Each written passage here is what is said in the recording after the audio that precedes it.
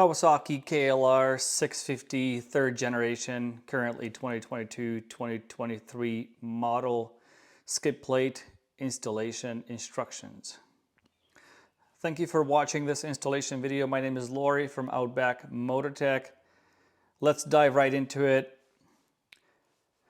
This is the skid plate that you see here, currently upside down or on its side. The hardware you're going to find in the package with the skid plate, we have two M6 nylock nuts, washers. We have an M6 by 20 millimeter long countersunk Allen bolt or tapered, and this one is 30 millimeters long, as well as two spacers. One is a narrow spacer, the other one is a bit taller and also angled. I'll explain why. Then we have two more spacers here for these two M8 by 30 millimeter long countersunk Allen bolts. The tools I'm going to be using for the installation: 10 millimeter wrench or spanner, ratchet, as well as an M4 and M5 Allen sockets. You will have to start by removing the OEM skid plate. It's mounted here. Remove the bolts, take the skid plate and put it aside. So here's the first tip for you. I will be using this scissor lift to keep the skid plate in place so I can have two free hands to work with. It's going to save you some time and some stress. So I got the skid plate. I'm going to gently slide it in its place, more or less. This is also a good time to tuck away these hoses here. Just pay attention to it later on. You don't want to pinch them. I'm going to put it out like that for now. So now I'm just going to lift it up until about the mounting holes up here sort of line up, like so. Perfect.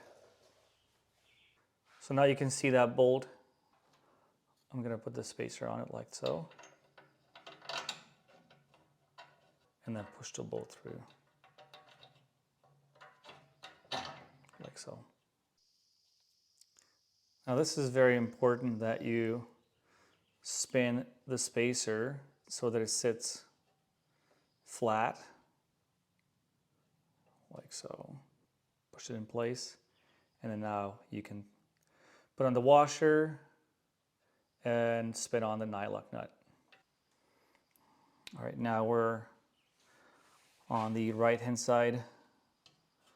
These holes have sort of lined up.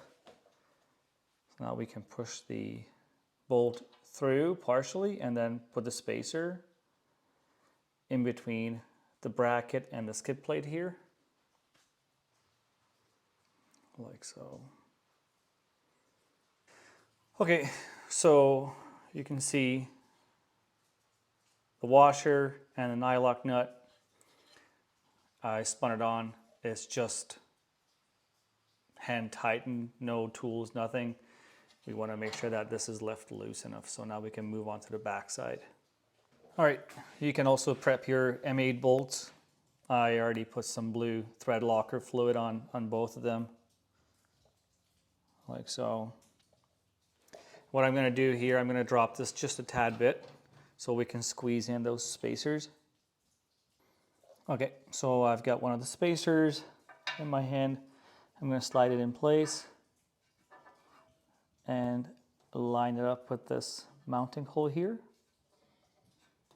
You can put the bolt through and start threading it in. Right. Okay, the left side is in. I turned it only 3-4 times max. We can leave it nice and loose and repeat the same thing on the right hand side. There you go. So these bolts are in place. Turn them 3-4 times max. And now we can go ahead and pull all the bolts and nuts snug. I would suggest that you do it gradually, going around, and not tighten or pull snug one bolt and then the next one. Go ahead it gradually so that you can reduce any potential tension on the skid plate. All right, so this is how we're looking after the installation has been completed. Okay, so once you have pulled all the bolts nice and snug, you can torque the bolts. The M8 bolts here, for the M8 bolts here, the torque spec is 23 Newton meters. And the M6 bolts take 10 Newton meters. Okay, so when you're done with all this, go out for a test ride, 100 to 150 kilometers or 80 miles to 120 miles or so, and then double check that all the bolts and nuts are still up to the recommended torque specs. Should you have any questions, feel free to reach out to us, info@outbackmotortek.com, or call toll-free 877-931-3636. Thank you for watching.